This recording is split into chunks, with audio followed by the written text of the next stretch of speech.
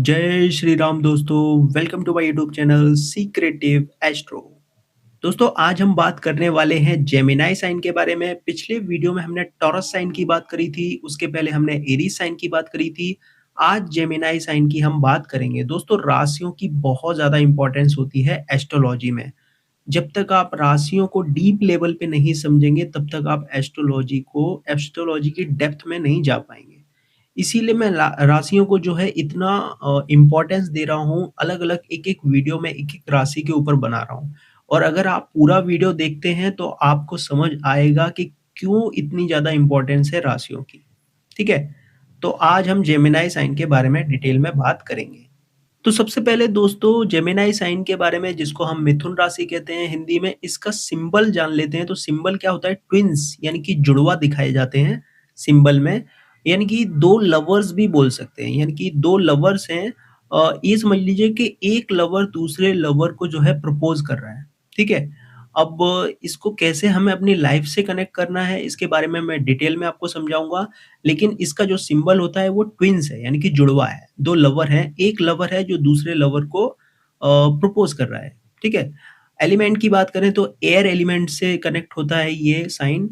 Gender जो है male gender है, डायरेक्शन है वेस्ट। मूवेबिलिटी की अगर हम बात करें दोस्तों, तो ये ड्यूअल साइन है। पहली वाली जो राशि थी वो मूवेबल थी, दूसरी वाली जो राशि थी वो स्टेबल थी।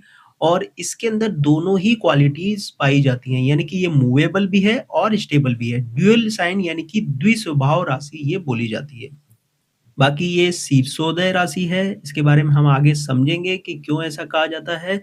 ऑड साइन है ये, यानी कि विषम राशि में आती है। साइन लॉर्ड जो है वो मरकरी है।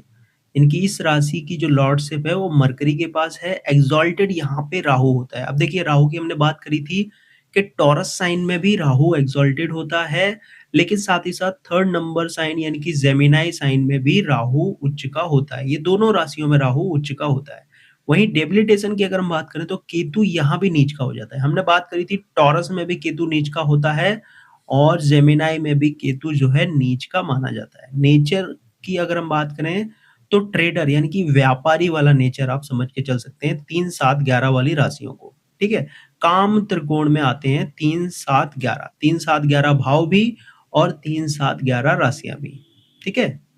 तो दोस्तों, अब हम क्वालिटीज़ की बात करेंगे। जेमिनी साइन की क्वालिटीज़ क्या-क्या होती हैं? तो सबसे पहले मैंने यहाँ पे मेंशन किया है कॉन्फिडेंस, यानी कि आत्मविश्वास बहुत अच्छा देखने को मिलता है, कॉन्फिडेंस बहुत अच्छा देखने को मिलता है जेमिनी वालों के अंदर। यानी कि आप समझ लीजिए, जेमिनी अगर लगन में है तो कॉन्फिडेंस बहुत अच्छा इन लोगों का होता है, अगर नहीं है तो होना चाहिए। जहाँ जेमिनी साइन है वहाँ कॉन्फिडेंस होना चाहिए। फॉर एग्ज़ाम्पल, अगर जेमिनी साइन आपका 4th हाउस में है तो 4th हाउस से रिलेटेड चीज़ों में आपका कॉन्फिडेंस होना चाहिए।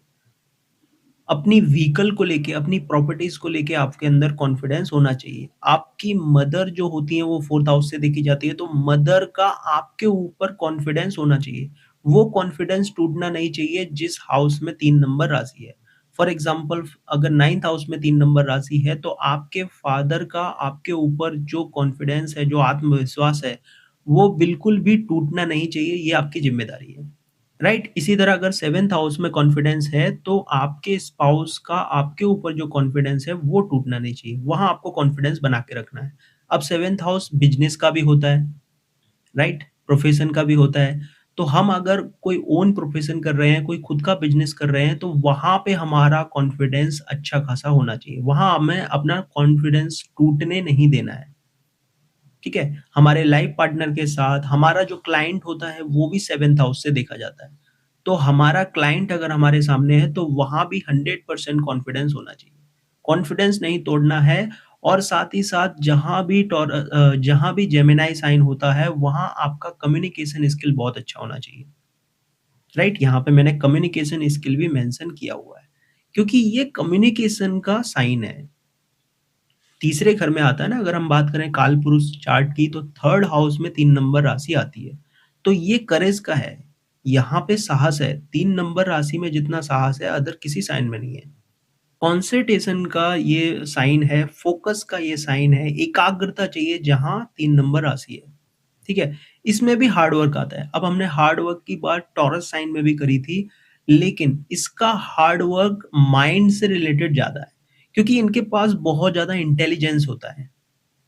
इंटेलिजेंट बहुत ज़्यादा ये होते हैं, क्लेवरनेस चाहिए जहाँ 3 नंबर राशि है, चतुराई चाहिए वहाँ चालाकी चाहिए आपके अंदर, जहाँ 3 नंबर राशि है। फॉर एग्ज़ाम्पल हमने यहाँ पे बिज़नेस की बात करी थी, 7th हाउस से हम बिज़नेस देखते हैं, तो अपने बिज़नेस में आपके अंदर क्लेवरनेस चाहिए, आपके अंदर चतुराई चाहिए, बहुत अच्छी चतुराई चाहिए। होती भी है, अगर नहीं है तो इस पे आपको काम करना ज़रूरी है।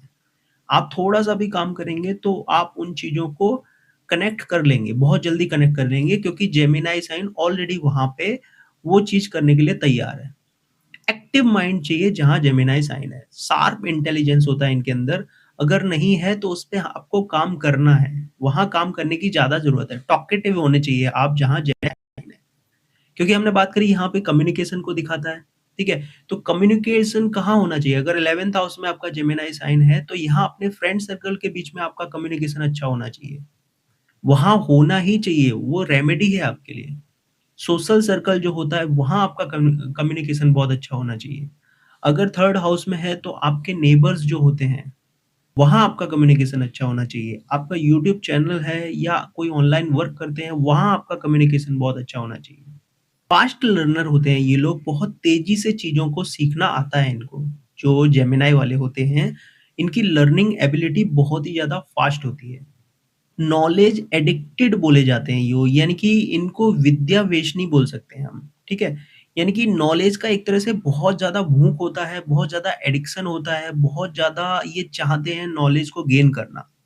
दोस्तों, अगर हम कॉन्फिडेंस की बात करें तो एक बहुत अच्छा मैं आपको एग्ज़ाम्पल देना चाहूँगा फॉर मैं कपिल शर्मा शो से कनेक्ट करके वो एग्ज़ाम्पल देना चाहूँगा। अगर आप कपिल शर्मा की कुंडली देखते हैं, वहाँ पे उसका चार्ट देखते हैं, तो उसके 2nd हाउस में जेमिनी साइन आपको मिलेगा। 2nd हाउस किन चीज़ों का है? हमारी वॉइस का है, सबसे इम्पोर्टेंट तो हमारी वॉइस का है। अपनी वॉइस को लेके उस पर्सन को कितना कॉन्फिडेंस है, मुझे कुछ बताने की आपको ज़रूरत नहीं है। मतलब अपनी वॉइस को लेके इस लेवल का कॉन्फिडेंस है उस पर्सन के अंदर। तो इतना ही कॉन्फिडेंस आपका चाहिए जहाँ आपका जेमिनी साइन है। फॉर एग्ज़ाम्पल किसी का 12th हाउस में अगर जेमिनी साइन है, तो देवी-देवताओं को लेके उस लेवल का कॉन्फिडेंस होना चाहिए। अपने इन्वेस्टमेंट को लेके उस लेवल का कॉन्फिडेंस होना चाहिए। 12th हाउस से कनेक्टेड जितनी भी चीज़ें हैं, मोक्ष को लेके अपने अंदर उतना कॉन्फिडेंस होना चाहिए। कम्युनिकेट कहाँ करना है? जहाँ जेमिनी साइन है। फॉर एग्ज़ाम्पल यहाँ पे 9th हाउस में है, तो कम्युनिकेट अपने गुरु से करना है आपको। वहाँ आपको ज़्यादा बेटर फ़ील होगा। कॉन्फिडेंस आपका अपने गुरु के प्रति होना चाहिए, अपने फ़ादर के ऊपर आपका कॉन्फिडेंस होना चाहिए। आपके फ़ादर को भी आपके ऊपर उतना ही कॉन्फिडेंस होना चाहिए जितना आपका उन पे है। वहाँ पे आपको कॉन्फिडेंस तोड़ना नहीं है, टूटने नहीं देना है, किसी भी परिस्थिति में टूटने नहीं देना है। इनोवेटिव आइडियाज़ होते हैं इनके पास, नए विचार इनके पास आते हैं क्योंकि ये बहुत ही खूबसूरत साइन माना गया है जेमिनी साइन।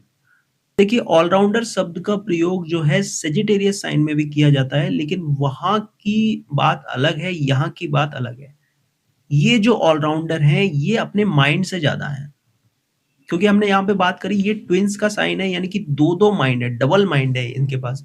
इसीलिए इतना सारा इंटेलिजेंस है, इतनी ज़्यादा चतुराई है, शार्पनेस है, शार्प इंटेलिजेंस है इनका, तो ये इसीलिए है। अब देखिए हमने यहाँ पे कपिल शर्मा के बारे में बात करी तो यहाँ पे देखिए मास्टर कम्युनिकेटर, गुड स्पीकर होते हैं ये।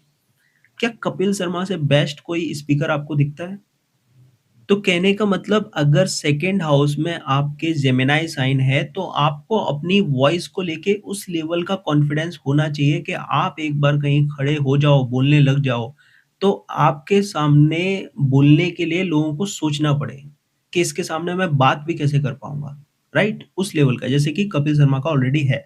तो स्पीकिंग स्किल ऑलरेडी बहुत अच्छी होती है इनकी, जहाँ जेमिनी साइन होगा अगर लगन में है तो बहुत ज़्यादा अच्छी स्किल आपको देखने को मिलेगी। अगर 3rd हाउस में भी है तो 3rd हाउस हमारे एफर्ट्स का है, तो वहाँ भी ये चीज़ बहुत अच्छी आपको देखने को मिलेगी। अगर नहीं है तो इस पे हमें काम करना बहुत ज़्यादा ज़रूरी है।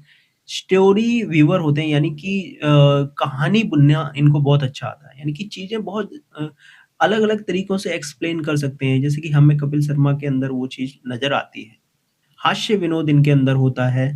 सामाजिकता देखिए इनके अंदर होनी चाहिए, क्योंकि जेमिनी साइन जो है ये सामाजिकता को भी दिखाता है। 3, 7, 11 जो हैं ये ऑलरेडी समाज से कनेक्ट करने की ही राशियाँ हैं। ये डिटैचमेंट के लिए नहीं है, ये अटैचमेंट के लिए है। तो यहाँ पे सोशलाइज़िंग भी आता है। इसके अलावा दोस्तों नेटवर्किंग स्किल इनकी बहुत अच्छी होती है, कनेक्टिविटी इनकी बहुत अच्छी होती है, अगर नहीं है तो इस पे काम करने की ज़रूरत है। ये मीडिया में अच्छा कर सकते हैं, सोशल मीडिया पे बहुत अच्छा करते हैं, राइटिंग स्किल स्पेशली इनकी बहुत अच्छी होती है, जेमिनी वालों की और नहीं है तो इस पे बहुत अच्छा ये कर सकते हैं, ठीक है? बिग थिंकर होते हैं ये लोग, बड़ा सोचने वाले लोग होते हैं ये और बड़ा इनको सोचना भी चाहिए। जहाँ जेमिनी साइन है, उन चीज़ों से रिलेटेड बड़ा सोचना चाहिए। फॉर एग्ज़ाम्पल 4th हाउस में है तो प्रॉपर्टी से रिलेटेड, मदर से रिलेटेड या फिर व्हीकल से रिलेटेड या मटेरियलिस्टिक चीज़ों की से रिलेटेड बड़ा सोचना चाहिए। अगर 11th हाउस में है तो अपने डिज़ायर्स से रिलेटेड बड़ा सोचना चाहिए, बड़ी सोच रखनी चाहिए। सेल्फिशनेस इनके अंदर कहीं न कहीं देखने को मिलती है, अगर है तो इन चीज़ों से थोड़ा-सा बचना चाहिए। सेल्फिश होना है, लेकिन पॉज़िटिव चीज़ों को लेके होना है, नेगेटिव वे में हमें नहीं जाना है। गलत हमसे नहीं होना चाहिए सेल्फिश होके, इस बात का ज़रूर ध्यान रखना है। डिप्लोमेसी यानी कि कूटनीति भी इनको आती है।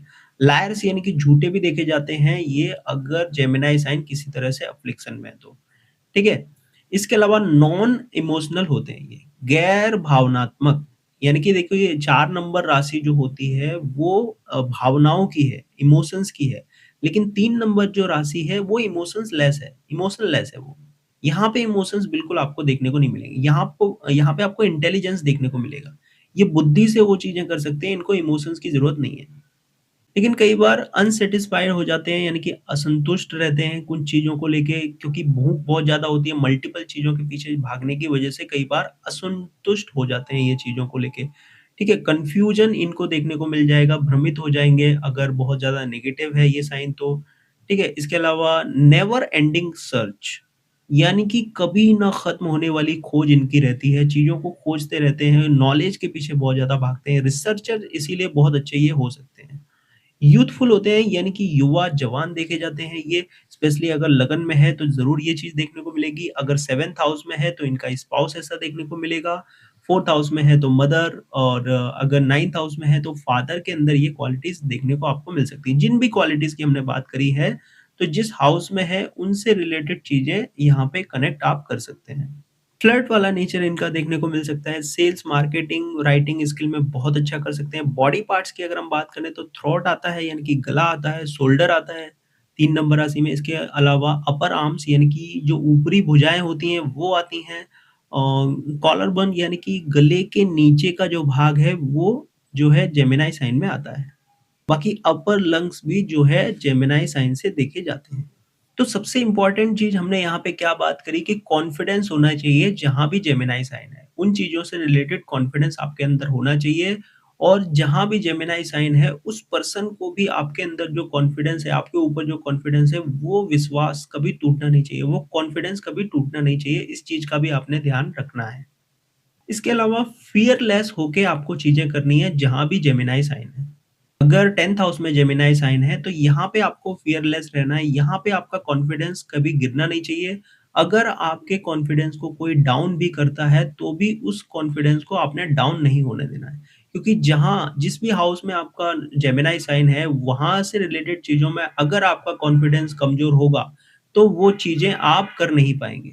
तो कहने का मतलब जेमिनी साइन जहाँ भी है वहाँ चालाकी से आपको काम लेना है, कॉन्फिडेंस रखना है, वहाँ पे कम्युनिकेशन आपका स्किल अच्छा होना चाहिए।